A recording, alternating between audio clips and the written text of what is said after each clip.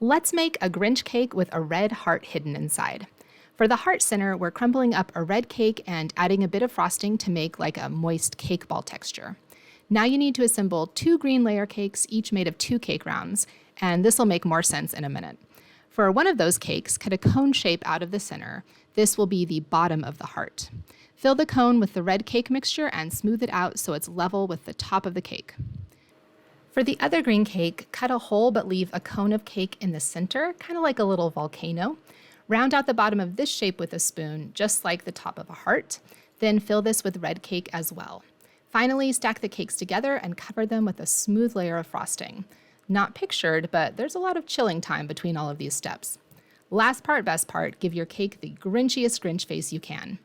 And side note, it's kind of hard to pipe at an angle so your hand doesn't completely cover the camera. Finish with some Grinchy fondant details and you're done.